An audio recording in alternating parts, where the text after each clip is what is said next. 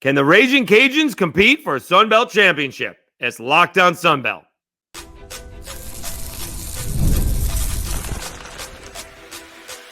You are Locked On Sun Belt, your daily podcast on the Sun Belt Conference, part of the Locked On Podcast Network, your team every day.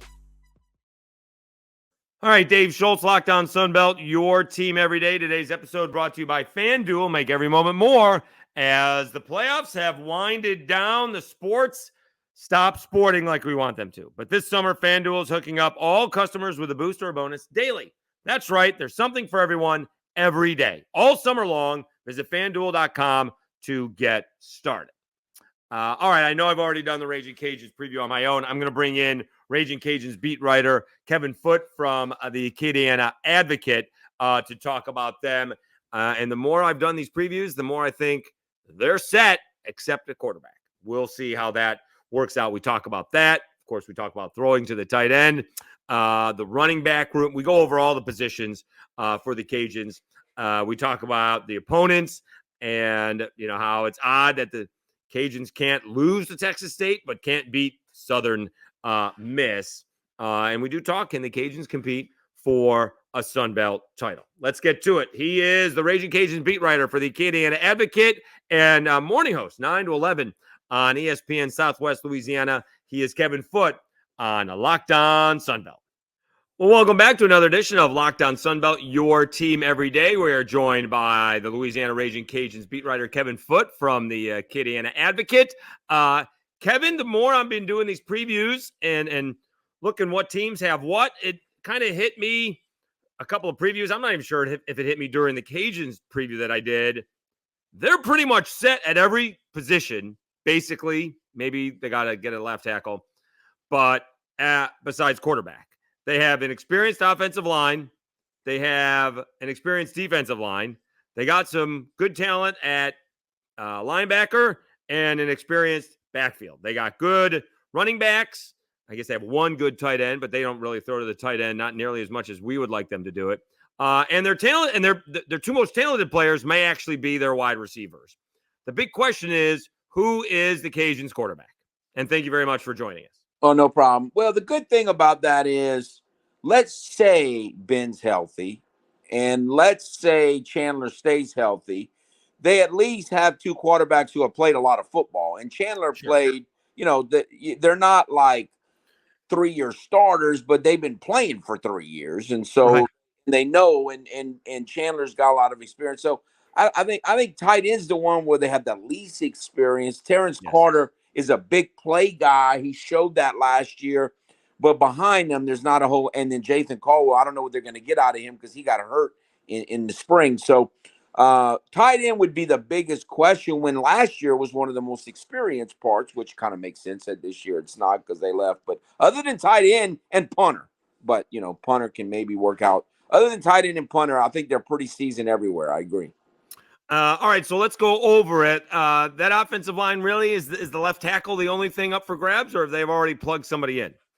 Well, I think it is, but they, it's either going to be Quentin Williams or Bryant Williams, I think. So either one, I think they played some. They're high on both. And how it goes. Things can change. Somebody could get hurt. And George, there's all kind of things that can happen. But yeah, I think they're too deep at center. Cooper got some good experience last year when Landon was hurt, and they're pretty interchangeable at guard. So.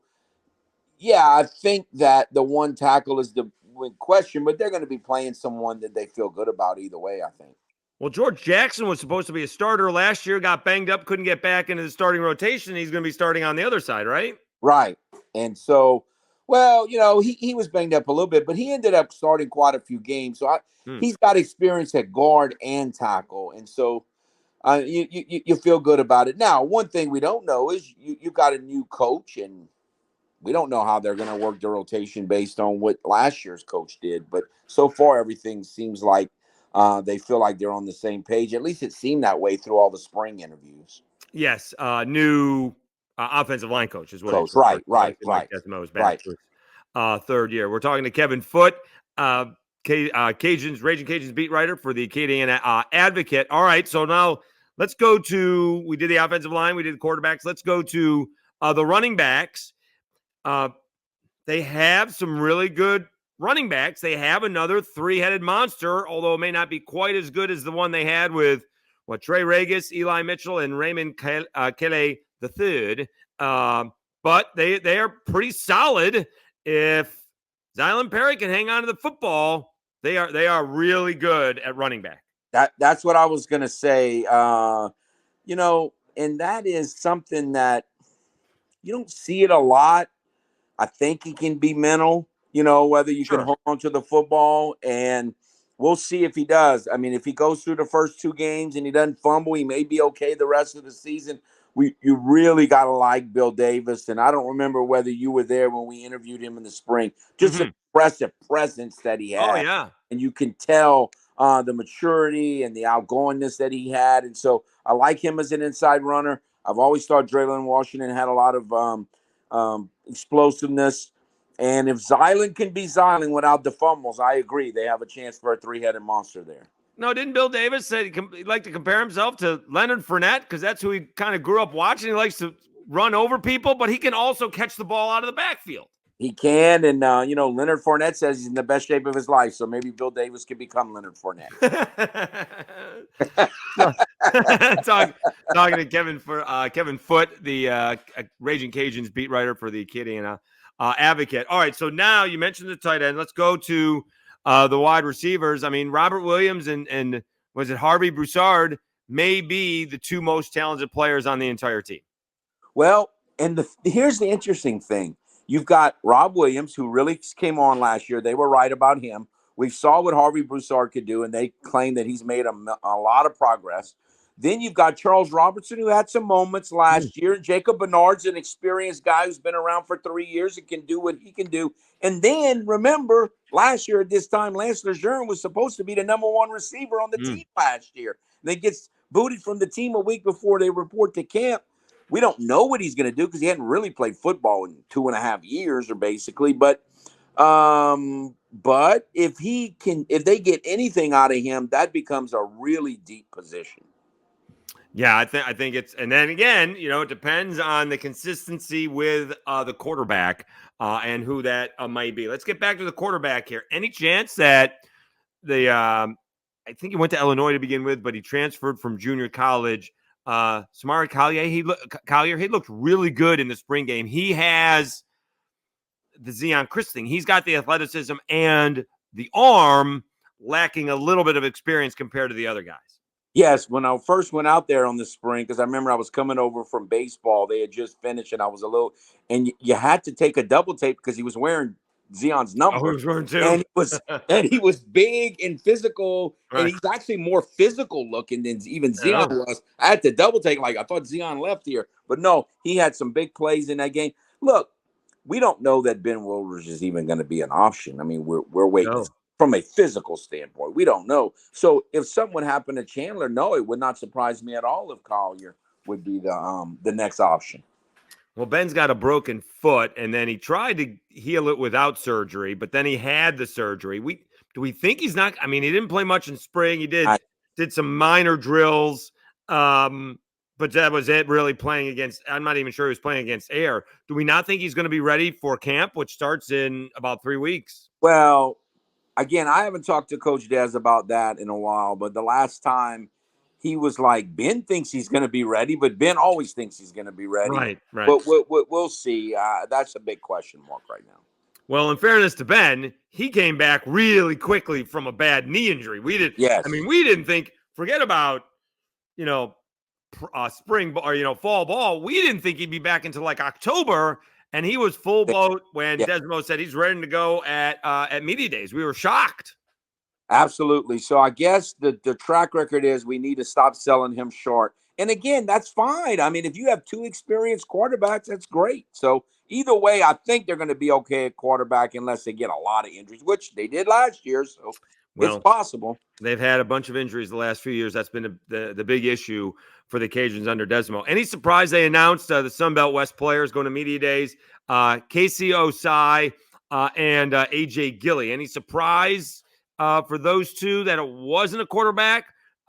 Seems I would have had Landon Burton because he's the center, but AJ Gilly's kind of getting all this first team preseason hype. Yeah, I think he wants to, I think he kind of deferred to a guy who's been starting more games. AJ started more games than Landon, probably a little higher on the, like you said, the preseason hype totem pole. And he, last year when they picked Neil, I was like, you got to, really, I'm really was, and Neil did a good job. The AJ's not real flamboyant, but he's a good, solid guy, and he's been a great soldier, so it's hard to argue with that. Let's take a time out. When we come back, Kevin Foote talks about a couple of key positions and ideas that the Cajuns have to get to be good in 2024. We'll do that when we come back after I tell you about FanDuel.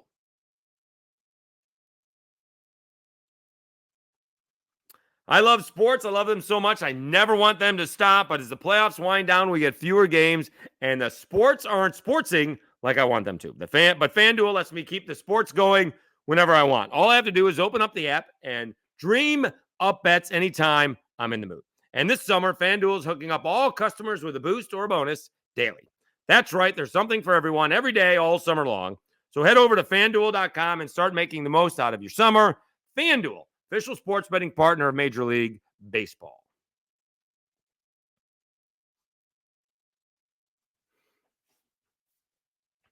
Dave Schultz, Lockdown Sunbelt, your team every day. Kevin Foote talks about the Cajuns' running game. They got to get that going, and they got to get off the field on third down defensively. He is the Ragin Cajuns beat writer for the Acadiana Advocate. He is Kevin Foote on Lockdown Sunbelt.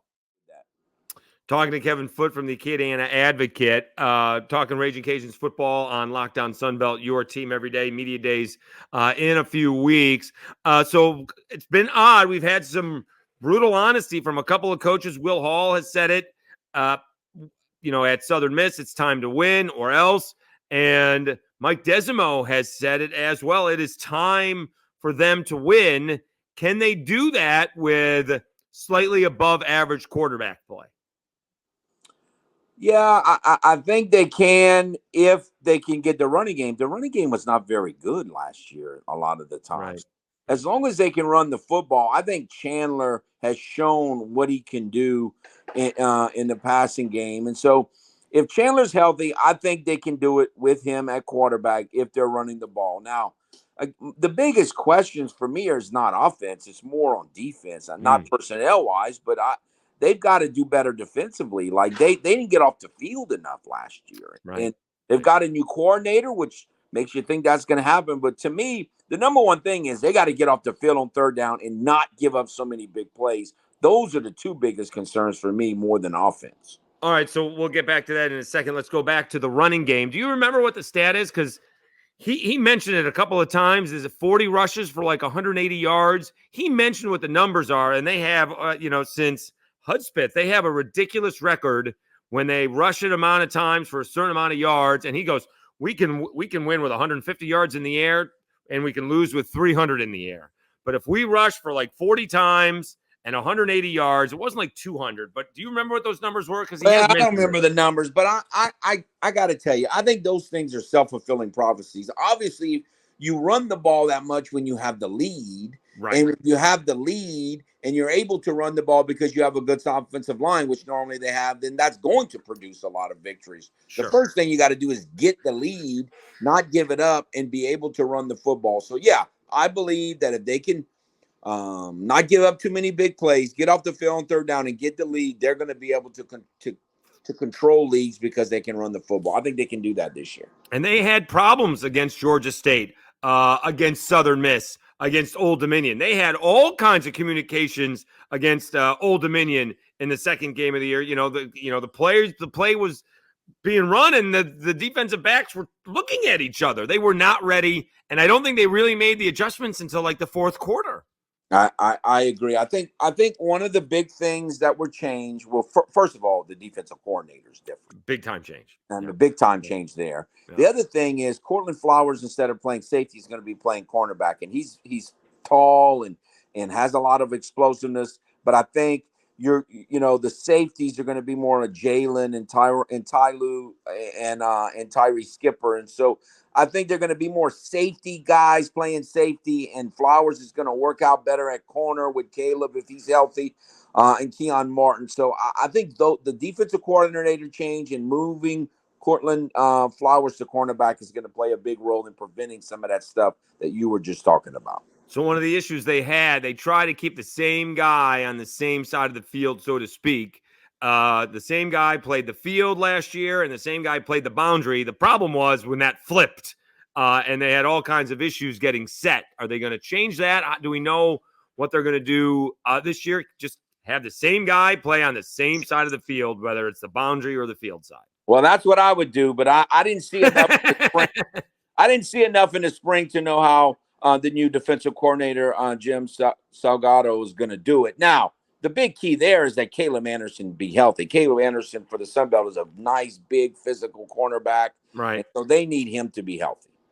All right. So what are your expectations for the season? Can the Cajuns compete? I think they were a little bit surprised. There's no Cajuns fans are about as confident and as cocky, and they love their Cajuns as much as anybody.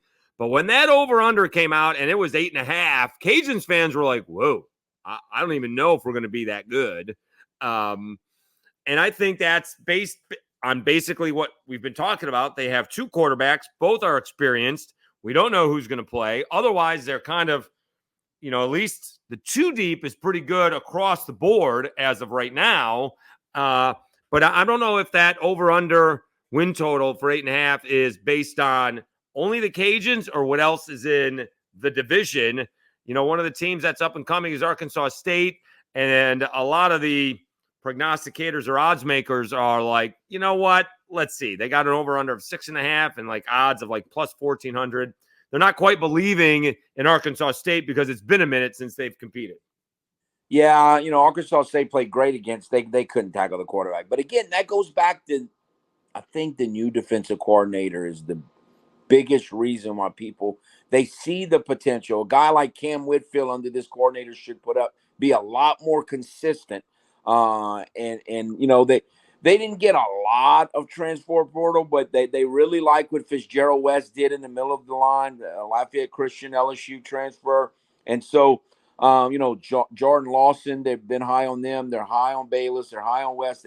Narcisse has been around for a few years. In the middle of last season, he was gone and kind of traumatized with a death of a parent in his family. And so, there were a lot of things that were going on last year. But I really think that the new defensive coordinator and a couple of the additions, having West in there and having Cortland Flowers play cornerback was big because last year they had so many injuries and the Hazard was hurt all season long at defensive tackle. They really struggled against the run. I think they're going to be able to do a better job up front against the run this year. Yeah, we had throughout the spring, we had, Bayless and Whitfield came in, and both of them, I'm not quite sure they were drooling, but they were licking their chops at how many sacks they're going to get. There's not going to be a whole lot of dropping back and picking up the running back or the tight end. These guys are coming after the quarterback. Right. I think they're going to be more aggressive, be able to put more pressure on quarterbacks. And the key thing is on third down, be able to disguise things a little better because they were just a third down nightmare so much of last season. 3, 2, 1. Let's take a timeout. We'll wrap things up with Kevin Foote, Ragin Cajuns beat writer from the Acadiana Advocate. After this, we will talk about and preview some of the opponents that the Ragin Cajuns are going to have to compete against in 2024. We're almost there. We're at 1,308. All right. So, we've done a really good job over the last month or so to get it to this. Slowed down a little bit over the last couple of weeks. Understandable. It is the summer. Maybe when Media Days gets going again, we'll start to climb again. Again, my goal is still 1,500 on August 31st, although I do know, obviously, week 0 is before that, and the Sun Belt kicks off on Thursday.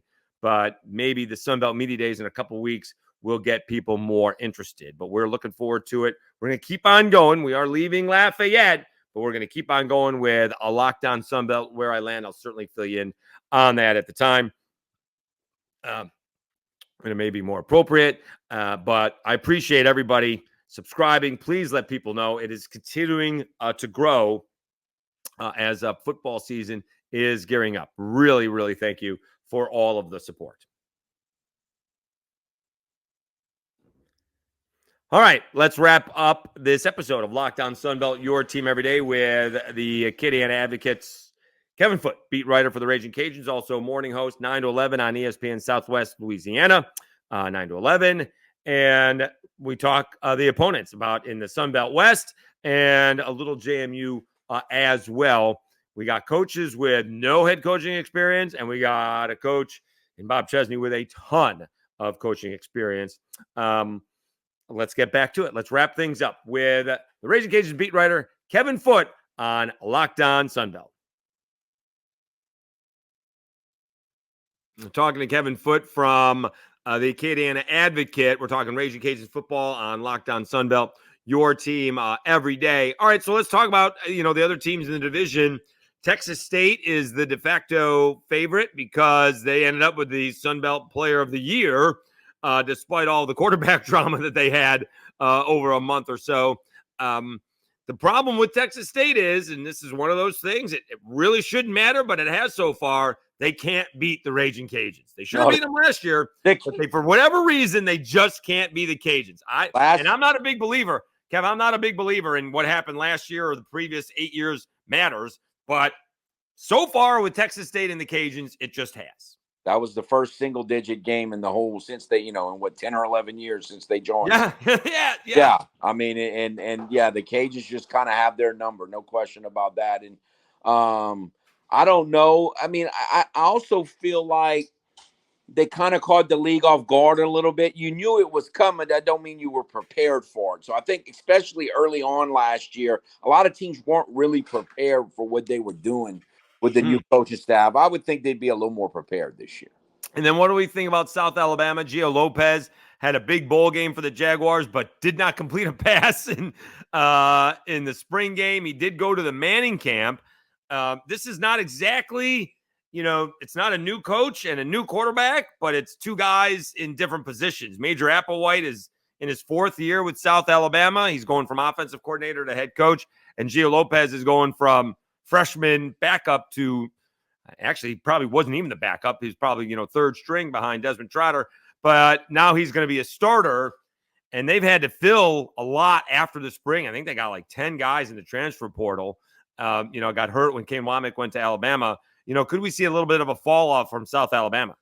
Is it fair to say, because I just think they're so hard to figure out. To me, they're the Chargers of the Sun Belt West. It's like, on paper, they look so good, and they play games where you're like, wow, like, how are you going to beat that team? And then they play 2 or 3 games where you're like, what's going on here? I would expect that the Cajuns would be more consistent than them this season. Yeah, I can't figure what happened out. I may or may not have lost a little bit of money on that one. Their over-under last year was 8. I didn't think they'd lose. I didn't think they'd have less than 10 wins. We talked about Southern Miss, and a couple of years ago, Will Hall had the Golden Eagles in a bowl game, and then last year he had to fire himself as OC. They brought in, I think, a new defensive coordinator, and they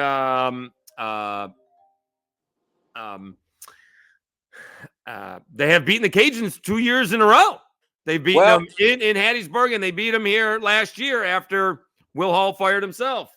They're the opposite. The Cajuns own Texas State. Southern Miss owns the Cajuns. Right. Done that my whole life, pretty much. So, it's look, the Cajuns got just, when they went to Hattiesburg, it was ugly. They jumped all over them, and they tried to make a game and couldn't do it. Last year, I thought the Cajuns outplayed them and should have won.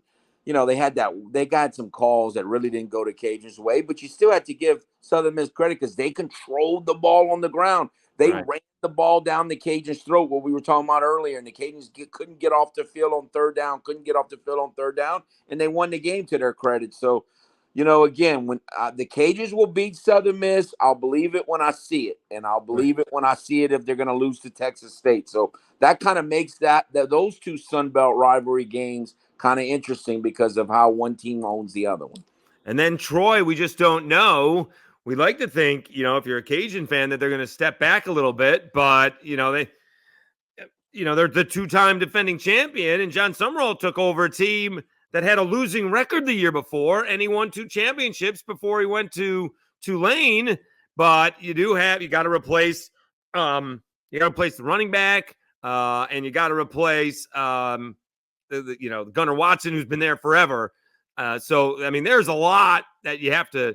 It's a lot of newness coming in for Troy. They lost a coach, and look, the Cajuns should have beat Troy last year. Very easily could have won that game. And the reason why they didn't is they couldn't get off the field on 3rd down in the 4th quarter. And the Cajuns' offense went pretty much up and down the field on a very good Troy defense in that game.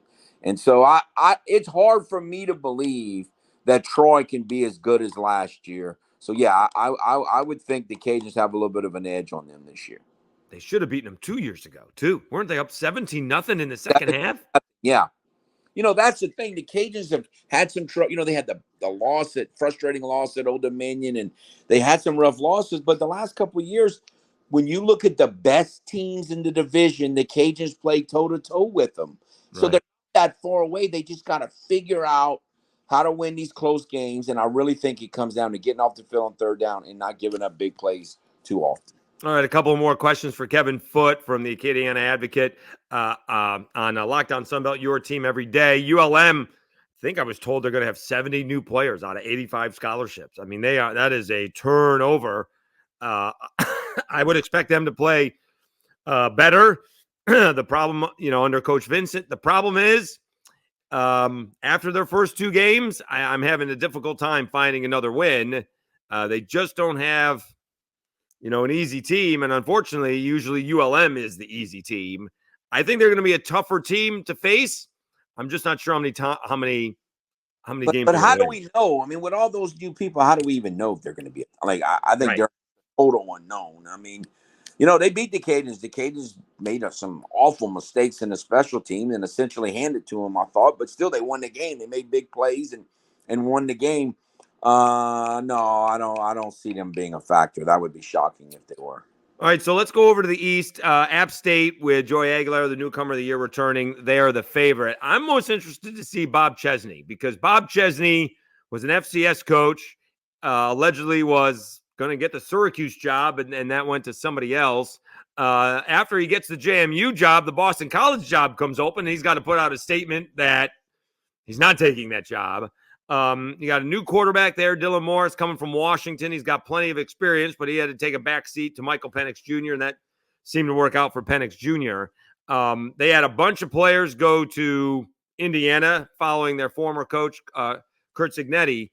I'm not sure exactly what to think about JMU, except Bob Chesney's been a head coach for an extremely long time. This is not his first go-around at being a head coach compared to Jared Parker at Troy or Vincent at ULM or even Tim Beck, who was a longtime assistant. Bob Chesney has a lot of experience being the head guy. Yeah, and JMU has a lot of experience being a good football program. So I would kind of would give them the benefit of the doubt. I got to tell you, though, Coach Cignetti just cracked me up. He was just he is so confident and so matter of fact. And I remember interviewing him last year, 2 years ago. 2 years ago at Media Day. I'm like, this guy's hilarious. His matter of factness really cracked me up. But no, I'm sure they're going to lose a little bit of an edge, a little bit maybe, but still they're going to be really good. I would expect them to finish really high. He does not like the coach speak. No. Even though he knows what you're asking, he's going to give you a direct answer. And it's normally my team is really good. Yeah, that's usually what it is. Yeah. We are. All right. So media days in a couple of weeks. Are we expecting any big news?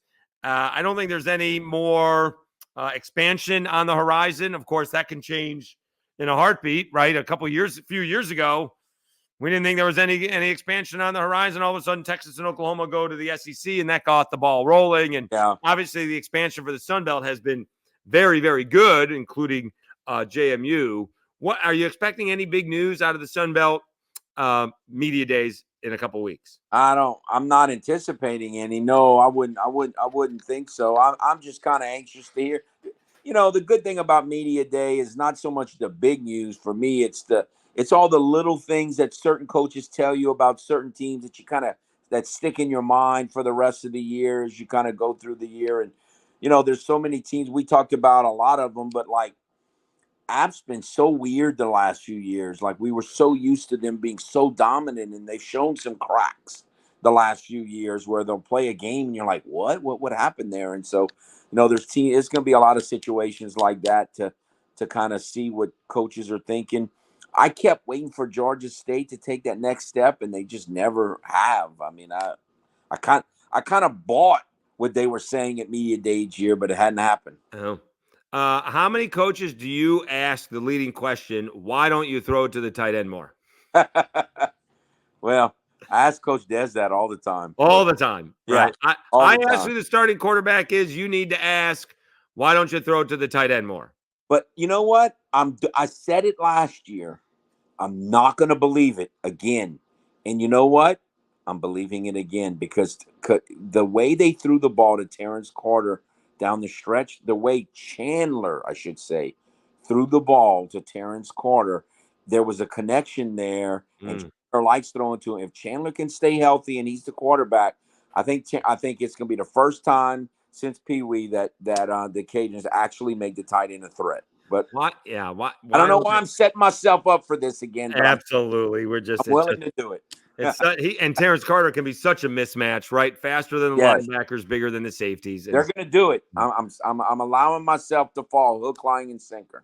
He's Kevin Foote. Also hosts Footnotes on it's a long and what is it? ESPN Southwest Louisiana. You couldn't come up with a shorter name. I'm blaming you. Okay, no, not my fault. 9 to 11 a.m. Radio host here in Lafayette. Kevin, always appreciate the time. Thanks so much. Have a great time at Media Days. I will. All right. Thank you, sir. All right.